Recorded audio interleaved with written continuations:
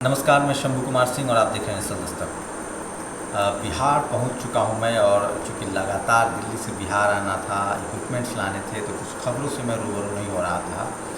अब मैं जबकि बिहार पहुंच गया हूं तो आपको ग्राउंड रिपोर्ट दिखाऊंगा। रविशंकर प्रसाद अभी बाल बचे हैं, लेकिन 5-5 हेलीकॉप्टर पार्टी विशेष के हुए आप सब जानते हैं कि बिहार में पानी की तरह पैसा बहाया जा रहा है। सोचिए उस बिहार में जिसमें लोगों को पैदल आने के लिए मजबूर होना पड़ा, जहाँ लोग के बच्चे भूखे प्यासे थे, न जाने कितने लोग की मौत हुई, उस बिहार में चुनाव के नाम पर पानी की तरफ पैसा बहाया जा रहा है। अब लगभग साफ होने लगा है कि एलजीपी को बीजेपी ने जानबूझकर अलग खड़ा किया है, क्योंकि जिस तरह से लोग इस बात को कह रहे हैं, असदुद्दीन ओवैसी, पप्पू यादव हो या उपेंद्र कुशवाहा हो, आम जनता जो कि बीजेपी से परेशान है, खासकर शेड्यूल कास्ट, माइनॉरिटी, उनको लगने लगा है कि ये सब बीजेपी के इशारे पर काम हो रहा है और इस तरह के परसेप्शन बन रहे हैं। वहीं यूपी का बहुत असर हो रहा है, सोशल मीडिया का बहुत असर है।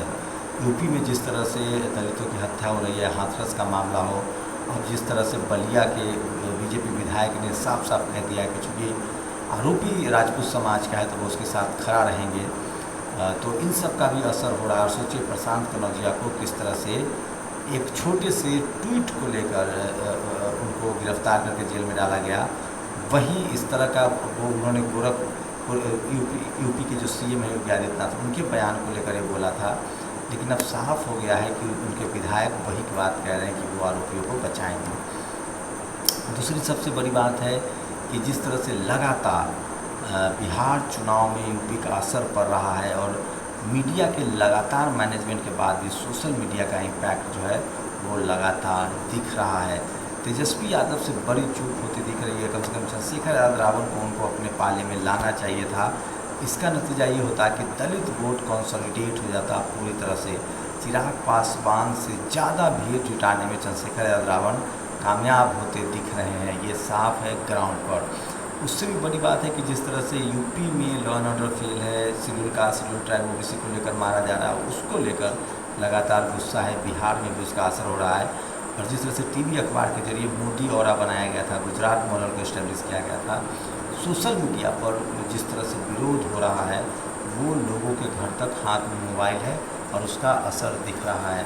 लेकिन लोगों के सवाल वही है जहन में कि हम ईवीएम का कुछ नहीं कर सकते हैं। तो ये बिहार चुनाव में लोगों की राय है। अगर देश वाइज बात करें तो सोचिए कंगना रनौत पर लगातार कोर्ट कह रही है कि एफआईआर दर्ज किया जाए, उसके बाद उनकी गिरफ्तारी नहीं हो रही है, जबकि हमारे आप जैसे लोगों की लगातार गिरफ्तारी हो जाती है। प्रशांत कनौजिया गिरफ्तार है। गुजरात में एक और बहुजन बेटी की गला रेतकर हत्या की गई है, वो बहुत दर्दनाक है। और बलिया में जिस तरह से सरेआम गोली मारी है और जिस तरह से सरकार उसके साथ है, विधायक उसके साथ है, तो जातिवाद का जो दम है वो खुलकर अपने चरम पर है। एक बात तो तय है कि बिहार चुनाव में यूपी चुनाव का बड़ा असर है और अब भी मुस्लिम, ओबीसी और शेड्यूल कास्ट के जो लोग हैं वो पूरी तरह से बीजेपी के खिलाफ एकजुट हैं, गोलबंद हैं। और ऐसे में उनको लगता है कि अगर उन्होंने आरजेडी को वोट नहीं किया तो कमज़ोर हो जाएगी गठबंधन, और तेजस्वी के अलावा, आरजेडी के अलावा उपेंद्र कुशवाहा या मायावती या ओवैसी को वोट देना वोटों की बर्बादी होगी। ये बात, ये मुद्दे की समझ जो है वो हर एक नागरिक में, हर एक वोटर में है। और उसे लग रहा है कि चूँकि दलित नाराज़ थे बीजेपी से और वो आरजेडी के साथ जा सकते थे, इसीलिए चिराग पासवान को आगे किया गया है। तो ये पब्लिक परसेप्शन है जो लोग बता रहे हैं। मैंने ग्राउंड रिपोर्ट शुरू कर दी है, आप लगातार देख सकते हैं। कल से दोनों देश पर भी नज़र रहेगी और बिहार पर भी नज़र रहेगी।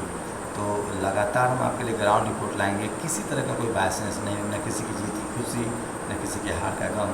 कोशिश कर रहा हूँ कि जो लोग हैं, जो सोच रहे हैं, जो गरीब लोग हैं, जो आम लोग हैं, जिनके पास कभी टेलीविज़न अखबार नहीं पहुंचता, जो ठेला वाले हैं, सब्जी वाले हैं, जो गांव में खेतों में किसान हैं, महिलाएं हैं, मैं ऐसे लोगों से बात करूंगा जो वोकल नहीं होते हैं, जो लोकल लोग हैं, जो किसी के प्रचार में नहीं आते, किसी के प्रभाव में नहीं आते, किसी पार्टी पॉलिटिक्स में नहीं है और जिनको आज तक कुछ मिल भी नहीं पाया है।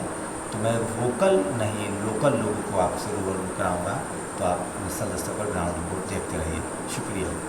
नेशनल दस्तक की आपसे गुजारिश है कि अगर इसको बचाना चाहते हैं तो नेशनल दस्तक को सब्सक्राइब करने के लिए रेड कलर के सब्सक्राइब बटन को दबाएं, फिर बेल आइकन की घंटी दबाएं। नेशनल दस्तक को बचाने के लिए बहुत ज़रूरी है कि हर खबर को शेयर करें, लाइक करें, कमेंट जरूर करें।